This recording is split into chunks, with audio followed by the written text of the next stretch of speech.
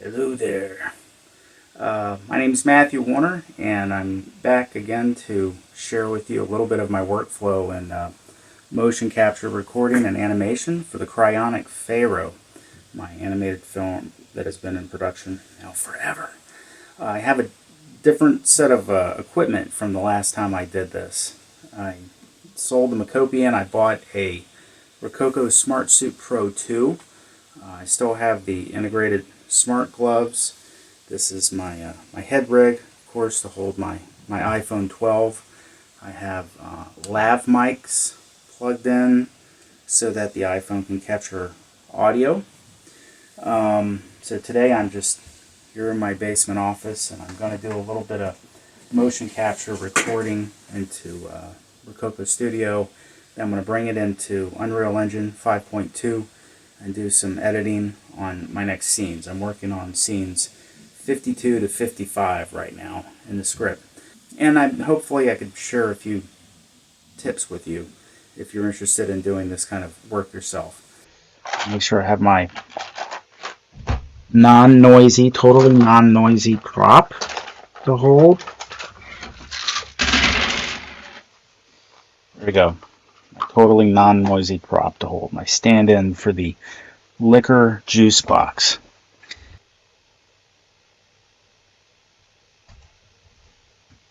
(52 to 55), take 5, and sync, and action.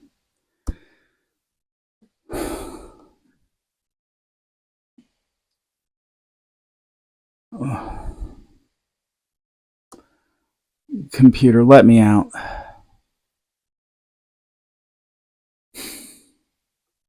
Open the door.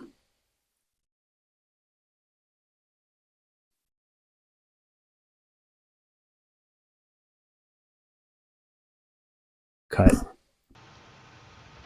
I think we did it. Huh.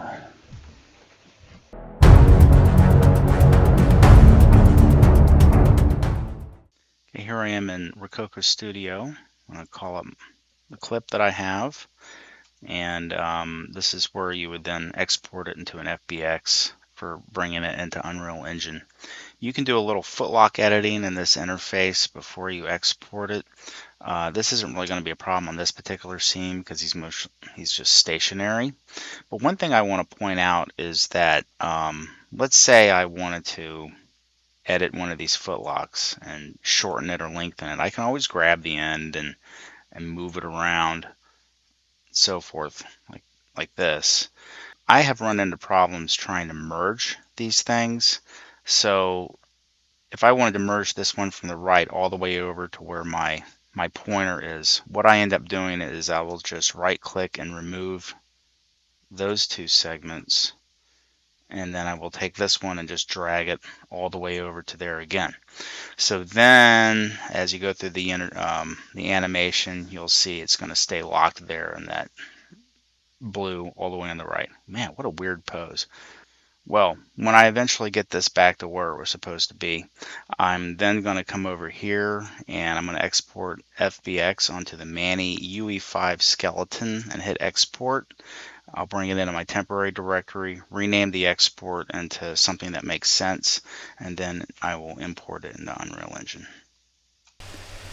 Alright, I'm here in Unreal Engine 5.2.1. I'm in a staging level that I call the green room. I already have a metahuman here loaded into a cinematic level sequencer. I'm going to go ahead and delete the control rig from the body. I'm going to go back into my content drawer where I'm going to import the FBX I exported from Rokoko Studio. And there it is. A couple of things I want to point out when I'm importing. I'm going to import to the UE5 Manny skeleton. I just say man and I find it, and there it is. I can do that. I can use a UE5 Manny skeleton animation on a metahuman because within the skeletal editor I marked them as being compatible skeletons with each other, and there are plenty of tutorials out there on how to do that. But two other things I want to make sure that I do. Number one is I want to make sure I'm importing the animation sequence. And occasionally I've seen errors in the timing synchronization or something of the FBX coming in. You want to make sure snap to closest frame boundary is turned on. And then I'm going to say import all. And there it is. So now I'm going to drop that animation onto my guy here. 53 Gerald body.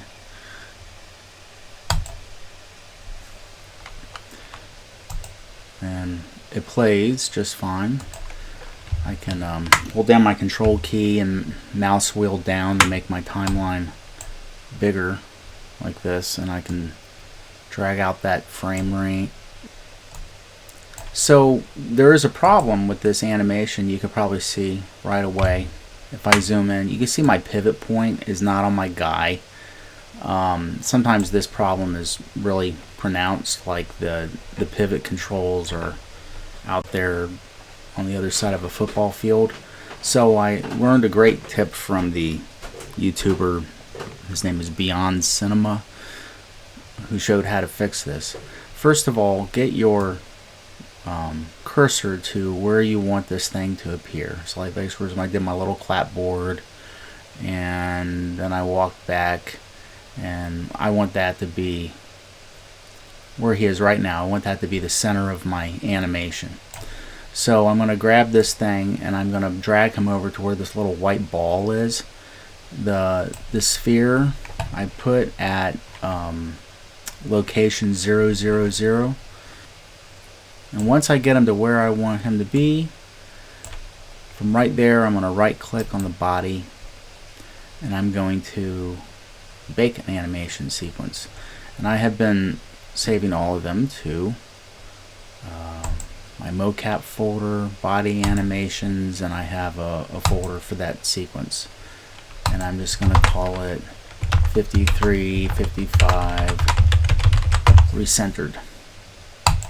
When the animation sequence options come up, this is the most important part. You check record in world space and export the animation sequence. I'm setting up my first shot in scene 53, and I have a few tips. The first is that as I'm working, I like to have this auto key thing on, and I'll typically store my cast, and I have people all over the place, somewhere off screen, and then I go ahead and I key the transformation and I move them into place. So that way when I close the sequencer, he'll just disappear and go back to where he's being stored.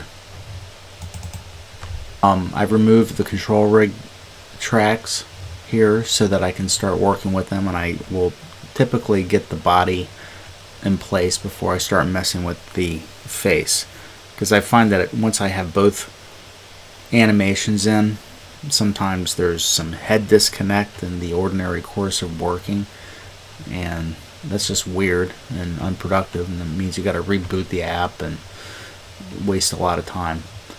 There, that's where I said sync. That was my clapboarding. So now I'm going to mark that, and now I'm going to rename that just so I know where everything should match up. And then we're going to play a little bit more. Now I'm in place, and I'll have to watch where the mouth actually says action, but it's going to be probably somewhere like right there, because I wanted him walking into range. So for now, let's just call this action. And we go on green, right? So I'm going to make it green. And then we'll play a little bit more. Then he has his conversation. Has this weird little movement as he's stopping. Cut. And we stop on red.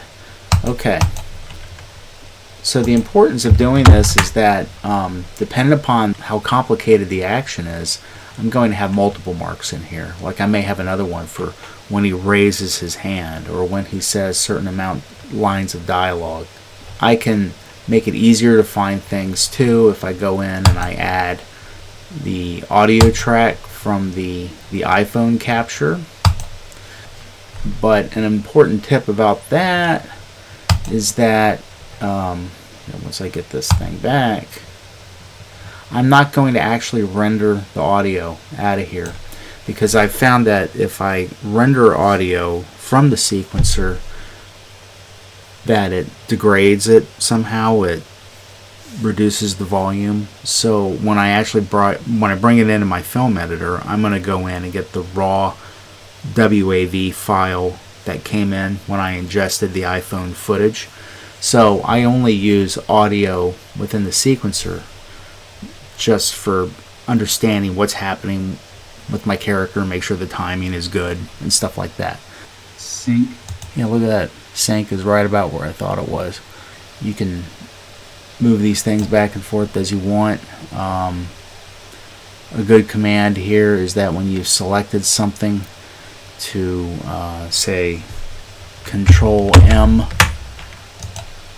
and it gives you this, and you can move it left and right by precise amounts. Like if I wanted to move it to the right by 5 frames, and then I could hit plus, that'll move it. And then I want to go 5 frames to the left, or I have 5 in there, then I can hit left right there. So I find that helpful. This is where I want to start thinking about my camera angles. And is my guy facing in the right direction? I mean, that might not be a bad shot there. The script just says, shot 1, outer door. Gerald walks into frame and stands in front of a heavy metal door labeled exit. So he can come in from the left and he's just facing it there. And then the next shot he's going to be more face on. Now you see the pivot point for him is really weird here, but that was intentional, because once he walks into frame, you'll see he walks right up to the pivot. And when I did my recentering exercise, that's what I wanted. I think it would be kind of cool to see the word exit in frame, so that way it's very obvious what's going on. So maybe something like that. Alright, just so you see the final product, I decided to go with a considerably shorter shot here, just like 3 seconds, with a little bit of camera push in as he walks up to his mark right there between the door and the exit sign. Alright, I want to talk a little bit about how I'm going to handle the Juicebox of liquor, distilled 2.0, how I'm going to get it into his hand. There are various ways to have people hold objects, and there's pros and cons to things like attached tracks and sockets and animation constraints.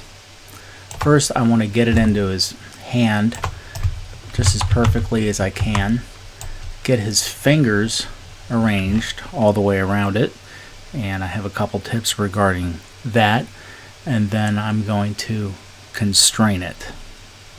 I find it helpful when I'm working real close like this. See how the camera is clipping? There's a great console command which is R set near clip frame 1, which allows you to get much closer to objects when you need to get them into position. Now that I have the box into place as best as I can, I need to think about closing the hand bones around it, which means I need to do some control rig corrections. Now in the newer version of Unreal Engine, I understand you can drop a control rig right on top of it and keep the original animation running. In this one, you first have to bake this to a control rig, which turns off this animation track, and then do an additive control rig. So I'm going to right click and I'm going to say bake the control rig, and I'm going to bake to a MetaHuman control rig, and I'm just going to leave all this stuff the same. I'm going to say create, and there is my animation converted into control rig keys onto every single key of every track. Now before I add my additive control rig, the type of correction I actually do the most often is to fix the IK position of hands and feet. So I'm going to go into global control, and I'm going to find this track that says ARM L FKIK switch, and I'm going to select all the keys within the range of my animation, and I'm going to delete them. I'm going to come back to the beginning, and then I'm going to turn on the switch and key it once so it'll just stay on. And I will also do the same thing for the right arm. I just did it for the left arm, so now I'm going to do it for the right arm and delete all those. I'm going to turn it on at the beginning, and then I'm going to keyframe that. And if I needed to fix the positions of the right and left feet, I would do the same thing to the leg L and leg R FKIK switch. So now that I've done that, I'm going to twirl this control rig up, and I'm going to say add a control rig. I'm going to add an additive control rig. And now when we twirl it down, you can see it's nice and clean, and this stuff will just be added onto the positions of the other control rig. Because I have auto key on, create a key whenever I change anything within the course of this animation, it's better for me to not forget to keep hitting these keys. I'm going to go ahead and key all of the tracks all at once right now. So you see now there's a keyframe going all the way down. So anytime I make a new change over here and then change it, you'll see a new key appear there automatically. One more thing about this control rig. So now I want to start turning in the finger bones here. I want to make my controls appear, so I'm going to select him and hit G. Now it makes all these control shapes appear. The thing I have learned about correcting the hand positions is that some of these fingers control the positions of the others. So like if I get this like this metacarpal of the pinky, and then I turn on my rotation tool, and then I start to rotate it, you see it's moving the other fingers too. The same thing holds true for the index finger. The ring finger, middle finger, and thumb, you can all pretty much move independently. I've also learned that when I'm affecting a grasp like this, as much as I can, I want to fix these keys way back here on the metacarpals, as they will affect everything in the rest of the finger and achieve the most natural look. And then when I have to, then I can come in and start affecting the other joints and rotating them in. This yellow circle here, that if I grab that, I can rotate it in any direction in relation to the frustum of the camera, rather than just in the prescribed 3 axes right here, whether they are in global space or local space. And there is a way to turn that on. It's in your editor preferences under level editor viewports. Enable screen rotate. That'll turn the yellow ball on. I'm going to turn mine off actually. Okay, I've now gone through the process of putting the box in place and getting all of the finger joints properly aligned around it in a grasp. This is also the moment on the timeline where I'm going to have him start to grab it, or when the beginning of the cut. So I'm going to use a tool called an Animation Constraint rather than an attached track. It's a little bit more flexible. I have to be in animation mode. Select the box, which I've already done. And then come down here to constraints, say add constraint. I'm going to add a parent constraint, and then I'm going to click my character, and then it's going to ask me what to attach it to, and it could be a socket or a bone. I'm just going to select a bone here. It's going to be hand right, and then that's it. You could also keyframe it. Make sure to save frequently, and then when I hit play, hopefully it'll follow his hand real well. Yeah. Oh no, it doesn't. So what's the problem? Oh, there's a transform key over here on the Juicebox. Let me get rid of that. Okay. That was funny. It just floated away from him. Here we go. So now it's following his hand pretty good. I just want to show one important thing about making corrections with Control Rig. And here I have an example from the animation where Gerald is sitting in his bunker and he's grabbing something and spraying an air freshener. And you see how his hand is going through his thigh. It's clipping through his thigh there. And let's say I want to fix that. What I've learned is that you don't just grab the bone and then move him to where you want and then keyframe it, because that will affect everything in the entire sequencer. Because I know that if I go to, say, like 347 right here, that's a pretty good position, and I don't want to move where his left hand is.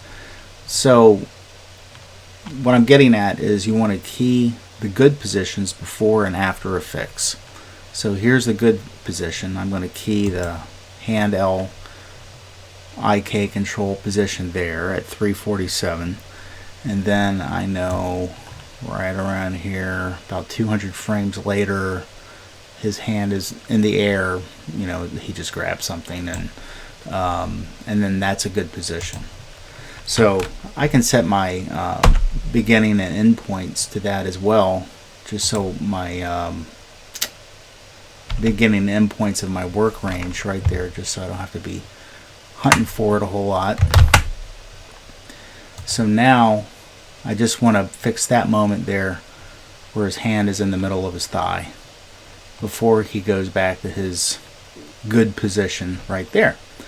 So I'm just going to be keying a little bit, like let's say about right there. Go to the worst position that he has that you want to fix, and then move him to wherever it is he needs to go. And you can see, since I had auto key turned on here at frame 461, it added a little keyframe for the hand position. I can also twirl it down if I want to get more exact about what elements of the frame are being manipulated. In this case it's just location, but I could do that with rotation and everything. So now when I go back to where it was, it's going to go from the good position, well, now it's another good position, and now it's another good position. I have a few more things it looks like I got to fix there, right? I'm just going to end up adding more keys at this point, with the understanding that I'm not screwing up my entire animation, because the beginning and end points were okay. So for this first shot in the scene, I'm not going to even load the facial animation because you don't see his face. But I do have to start getting my focus and lighting correct. I've been controlling my lighting in this project with Subsequences. So I just have another sequencer called Night Lighting, which I can add right here. I can search for it. I have various iterations of it, and you can see how it sequenced all the lights within the bunker here to be dark, and that way that I don't have to add all of those lights to every sequence that I do every time and manipulate their properties to get them to be dark. The next thing that I have to think about is focus, and the only way to check that is to go up to a higher scalability. So I'm currently working at low, so I need to go up at the like epic or cinematic. Yeah, and that looks really bad. So we got to come down now to the camera and start getting it to track something, or to manually manipulate its focus distance. In this case, I think I'm going to have him track. I could just say tracking, pick my main character there. You see that brings it into focus. There's another technique that I use that's very helpful, especially when I'm tracking a face. For that, I will go over to a facial sequencer. So I've had this issue that, like, when I want my cameras to focus on somebody's face, like in this scene here, and if I say track actor and track Gerald, it doesn't exactly track what I want it to, and I want the plane of focus to be, say, precisely on the front of his face, like between his eyes right there. So I put a socket on his facial bones, and I called that the focus socket. And so then what I did, and this is a technique I picked up from JS Films, is I created a transparent sphere. If you look over here on the right, I applied just a generic transparent material, and then I attached it with an attached track to the socket of that bone right in the middle of his face. So you don't see it as the scene goes along. It's just this little transparent sphere. And then with the camera, I then over here on the right, I said focus method tracking, and I selected the transparent sphere. So if I were to show you a little debug focus point here, that little purple box is where the camera is focusing as we move through the scene here. You can see it's following his face. So as we move along, the focus stays on his face. And you can use this same method too for using look at tracking over here. If I wanted to make sure that the camera moved around and stayed focused on his face, I could say actor to track, not just him, but yep, do it just like that. So the camera would stay looking at him the entire time if I wanted to have that kind of effect there.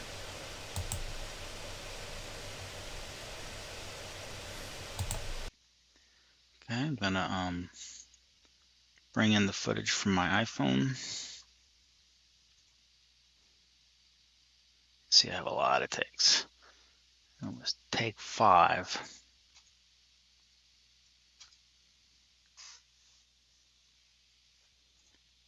Open up my MetaHuman Performance Solver. I gotta bring in the latest. Should be called 53 to 55.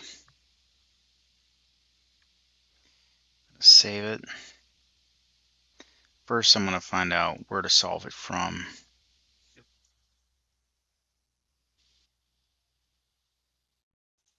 Yeah, so I'll usually start like right before I do my little clapboard. So do that, and then it's going to be way down here. I'm probably going to say the word cut. Somewhere over the rainbow.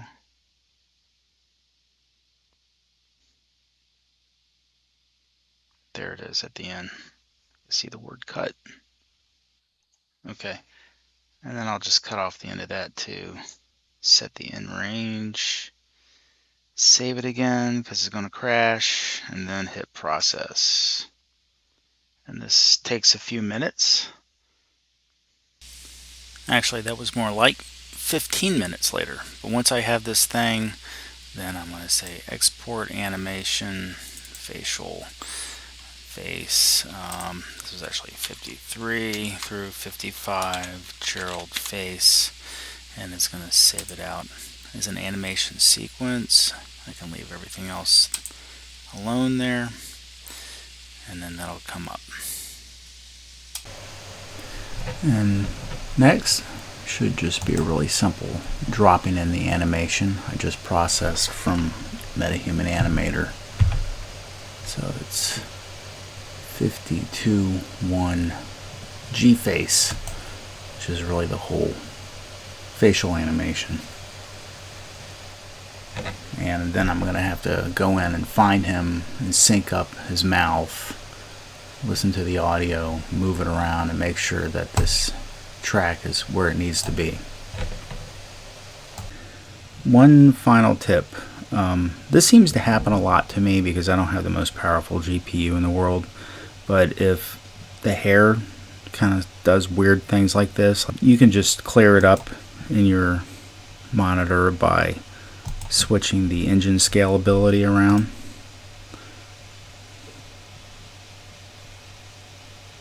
There we go.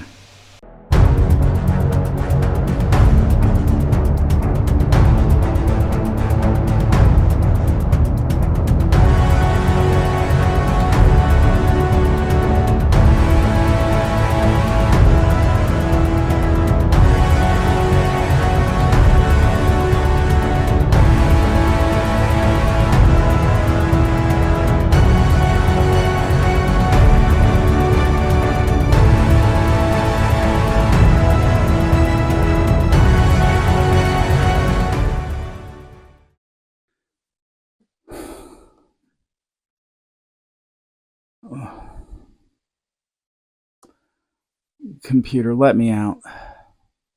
Rephrase command. Open the door. Recommend you first don environmental suit with portable oxygen supply.